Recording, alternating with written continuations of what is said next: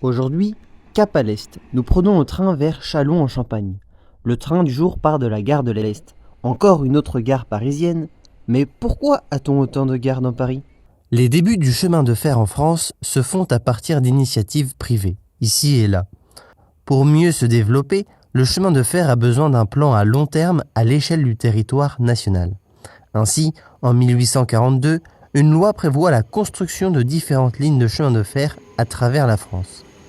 Elles suivent les plans du directeur général des ponts et chaussées et des mines de l'époque, Alexis Legrand. L'idée est de construire un réseau en étoile autour de Paris, c'est l'étoile de Legrand. Les principales lignes de chemin de fer se dirigent dans toutes les directions vers la province. Ces radiales partant de Paris entraînent aussi la construction de lignes secondaires pour desservir plus finement le territoire. À cette époque, l'État achète le foncier et c'est aux compagnies privées de financer la construction des voies. Ensuite, elles obtiennent une concession pour exploiter et gérer la ligne. Chaque zone géographique, nord, sud, est, ouest, est exploitée par une compagnie différente. Chaque compagnie construit sa gare dans Paris. C'est pourquoi on a autant de gares dans Paris. Nous partons donc de la gare de l'Est, jadis appelée gare de Strasbourg. Elle a été construite par la Compagnie des chemins de fer de Paris à Strasbourg. À la faveur de multiples rachats de compagnies situées dans l'Est de la France, elle changea de nom pour devenir la Compagnie des chemins de fer de l'Est. Plusieurs fois agrandie, la gare prend sa forme actuelle en 1931. On retrouve à l'intérieur un centre commercial et tous les services d'une grande gare parisienne. Nous prenons le train pour Châlons en Champagne. Elle se situe dans la région Grand Est, dans le département de la Marne. Pour s'y rendre, on emprunte un tout petit tronçon de la ligne de Paris-Est à Mulhouse-Ville jusqu'à Noisy-le-Sec. On parcourt ensuite une partie de la ligne de Noisy-le-Sec à Strasbourgville jusqu'à Châlons en Champagne, notre terminus. C'est l'une des grandes radiales de Paris vers la province, selon l'étoile de Legrand. Elle est mise en service progressivement par tronçons entre 1849 et 1852. Cette dernière était numérotée 1 dans la classification des lignes de l'ancien réseau de l'Est. Ainsi, elle est couramment appelée ligne 1.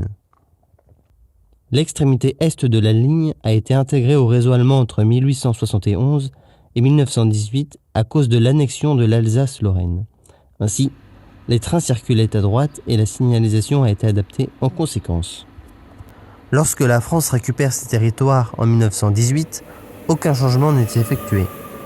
C'est la seule partie du réseau français où les trains roulent à droite. Pour s'assurer de la continuité ferroviaire vers le reste du pays, les trains empruntent des sauts de mouton pour changer de côté. La LGV Est est inaugurée en 2007 pour son premier tronçon, puis en 2016 pour le second. Dès lors, la ligne 1 est dédoublée par la LGV. Le trafic interrégional emprunte la nouvelle LGV et délaisse la ligne 1. Il subsiste quelques TER assurant la relation directe Paris-Strasbourg, notamment pour assurer la liaison directe à Paris aux communes oubliées par le TGV. Bien sûr, la ligne 1 est toujours empruntée par les trains régionaux. Le trajet est assuré par une rame Régiolis construite par Alstom. Plus précisément, il s'agit d'une version intercité dénommée B85000. Ce sont des automotrices bimode de 6 voitures.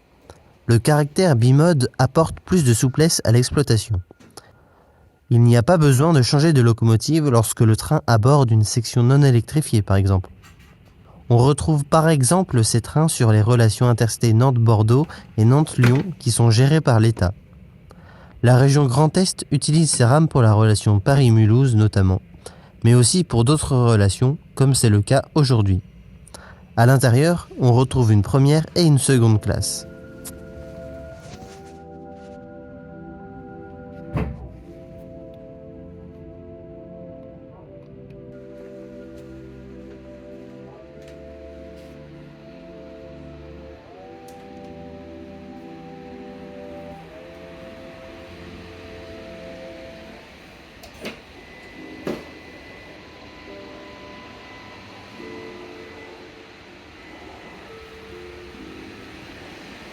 Le chemin de fer arrive à Châlons en 1849. En 1857, un bâtiment en dur est construit. La gare actuelle date de 1971. À l'intérieur, on retrouve un guichet, une boutique et des espaces pour attendre.